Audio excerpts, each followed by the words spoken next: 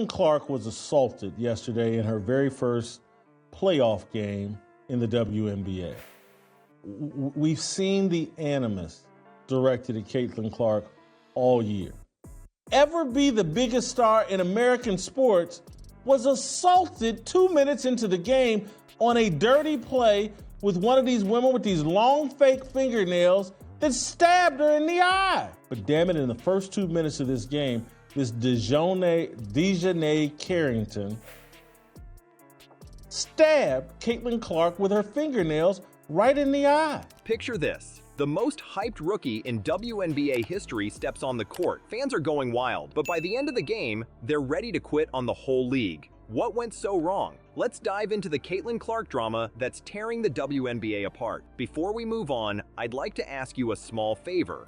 If you appreciate this content, please take a second to like this video and subscribe to the channel. Over 98% of you watch the videos without subscribing. It costs you nothing, but it makes a huge difference to us. So, did you click the subscribe button? Great, thank you so much. Now, back to the video. The arena was packed. Everyone was buzzing about Caitlin Clark's debut. You could feel the electricity in the air. Caitlin Clark finished the regular season leading rookies in scoring, field goals made, three-point field goals made, assists, steals, and minutes played, and she led the league in assists and three-pointers made. People, when they talk about boxing, Andrea, Shay, Molly, they'll say Muhammad Ali was the greatest. She elevated.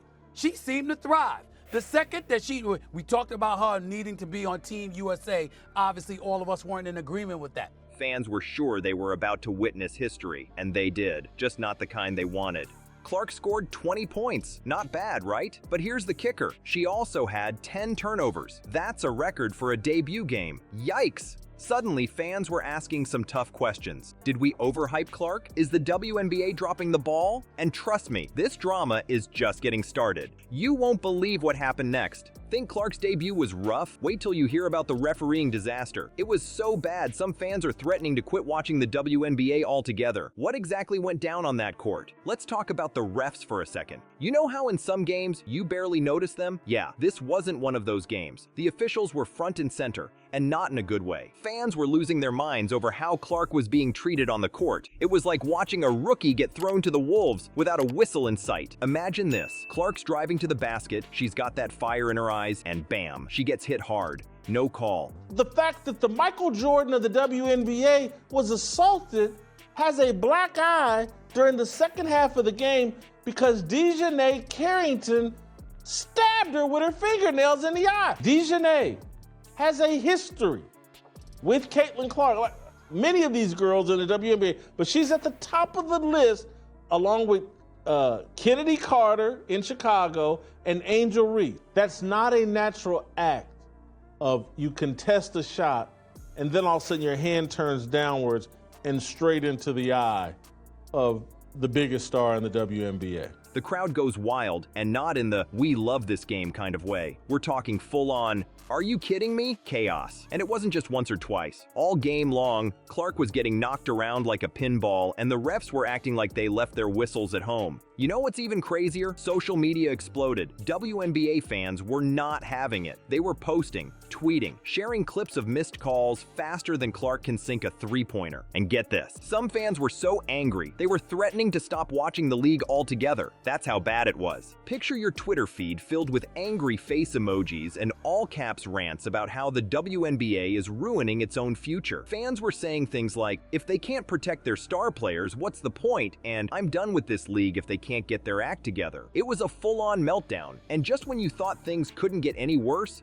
the WNBA decided to speak up. But hold on to your hat, because their response? It was about as helpful as a screen door on a submarine. Instead of addressing the real issues fans were upset about, like the officiating and player safety, they went off on a tangent about hateful behavior. Seriously, it was like they were watching a completely different game. Fans were screaming about protecting their new superstar, and the league was over here talking about Twitter trolls. Talk about missing the point by a mile. You want to know the real kicker? This wasn't just any game. This was Caitlin Clark's debut, the most hyped rookie in WNBA history, the player everyone was counting on to take the league to new heights. I'm disappointed in you.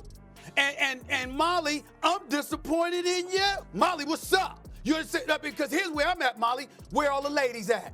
What did I say? I mean, who's the bad guy, Shay? We were the bad guys, Shay. Molly, I said. Really, Molly? Wow. They Really? jumped on us. They jumped on us, Molly. They jumped on us as a show. And instead of a triumphant arrival, we got a controversy that's threatening to tear the whole league apart. Let's break it down for a second. You've got record crowds showing up to see Clark play. The energy is electric. Everyone's ready for this new era of women's basketball. And then the game starts, and it's like watching a car crash in slow motion. The refs are letting things get out of hand, Clark's getting roughed up, and the fans are getting more and more frustrated with every missed call. Now, imagine you're a new fan. Maybe you've never watched a WNBA game before, but you heard all the hype about Clark and decided to tune in. What are you thinking after watching that mess? Are you excited to watch the next game? Or are you wondering if this is what the WNBA is always like? That's the real danger here. It's not just about one bad game or one unhappy fan base. It's about the future of the league. The WNBA had this golden opportunity to showcase their new star, to prove to everyone why women's basketball deserves more attention and respect. And instead, they're dealing with a PR nightmare and fans threatening to walk away. As the dust settled from Clark's rocky debut, all eyes turned to the WNBA for answers. But their response? It was like they were living in a different universe. How did the league manage to miss the point so spectacularly? You know that feeling when you're trying to explain something important and the person you're talking to just doesn't get it. Because I think it makes a mockery of the women's game. If the focus on, now we just have to have people because of marketing and their attention, and they're not as talented, we're not putting the best team out there. It's unfair to the women of this league, to your point, who have laid the groundwork for Caitlin Clark to come in and now take it to the next. Stephen A., respectfully, with your platform, you could have been doing this 3 years ago if you wanted to. That's exactly what happened with the WNBA's response to the Caitlin Clark drama. Instead of addressing the real issues fans were upset about, like the rough officiating and player safety, they decided to focus on, wait for it, hateful behavior. I'm not kidding. While fans were losing their minds over missed calls and Clark getting knocked around like a pinball, the WNBA was busy wagging their finger at Twitter trolls. It's like showing up to a house fire with a water gun. Sure, you're trying to help, but you're completely missing the point. Let's break down this PR disaster, shall we? The WNBA released a statement condemning hateful behavior, but conveniently forgot to mention anything about the officiating that had fans ready to riot. It's like they were watching a completely different game than everyone else. And guess what? Fans weren't having it. Social media exploded with reactions from people who felt like the WNBA was living in La La Land. One fan hit the nail on the head saying, "The hatefulness has been towards Caitlin Clark this season. We're not dumb. We know what's happening." Ouch, that's the kind of burn that leaves a mark. But here's where it gets really interesting. While the WNBA was busy missing the point by a mile, Clark's coach, Christy Sides, was actually addressing the real issues. She talked about the challenges Clark faced transitioning to the WNBA, emphasizing the need to support her development and take the pressure off. You know, the stuff fans actually cared about. It's like the WNBA and the people actually involved in the game were speaking two different languages. On one side, you've got fans and coaches talking about the physicality of the game and how to help Clark adjust. On the other, you've got the league going on about Twitter behavior. Talk about a disconnect. And just when you thought things couldn't get any more bizarre, Renee Montgomery, co-owner of the Atlanta Dream, decided to throw her hat into the ring. But instead of addressing the real issues, she called out Clark's fans for their excessive behavior. Because that's exactly what you want to do when your league is facing a PR crisis. Blame the fans. This is our league. This was built, I feel like as a women's basketball historian myself, I've been watching since I was 5. I was here before the league started, as a lot of the fans on social media feel the same. Caitlin, unfortunately for her, this is a group that is attached to her, not her asking this group to follow. It seems that they found a home in this fan base, thinking that that's where it was. Come on now, that's not acceptable. I mean, honestly, imagine if one of the stands said the things that they were saying. What if they said it to your daughter, your wife, your cousin, your sister? That ain't a representation of us. Y'all not like us. They not like us, okay? So please don't confuse me saying motivated by hate by meaning hating on a team the way a normal die-hard fan would. As you can imagine, that went over about as well as a lead balloon. Clark's supporters, already fired up from the debut disaster, felt like they were being unfairly targeted. It was like watching a train wreck in slow motion, with the WNBA piling on car after car of bad decisions. But here's the thing, despite all this drama, despite the WNBA's tone-deaf response, despite the officiating chaos, Caitlin Clark is still drawing massive attention to the league. It's like she's got some kind of basketball superpower that even the WNBA's PR fumbles can't dim. You thought Clark's debut drama was the end of the story? Think again. Despite the rocky start, Caitlin Clark is still changing the game in ways you won't believe. That superpower? It's not just hype. Clark's pulling in crowds that'd make NBA stars jealous. But there's a catch, and it's got fans fuming. Let's talk numbers for a second. We're not just talking about a few extra seats filled here. We're talking about a sellout crowd of over 20,000 at Capital One Arena. That's insane. To put it in perspective, that's right up there with NBA Finals numbers. Clark isn't just attracting fans. She's creating a basketball frenzy. But here's where it gets really interesting. It's not just your typical WNBA crowd showing up. Clark's bringing in families and first-time viewers who've never set foot in a women's basketball game before. She's not just a player. She's a gateway to a whole new world of fans. That's the kind of star power that can change a sport forever. You know what's even crazier? Clark's impact is so big, it's causing drama on the international stage. Fans are losing their minds over Clark's absence from the Team USA roster for the Paris Olympics. Can you blame them? The right decision was made for Team USA, who they're chasing gold. That's the goal. That is the ultimate mission, to put the best team possible out on the floor to go win a gold medal. Why was Caitlin put on the team? And if they felt like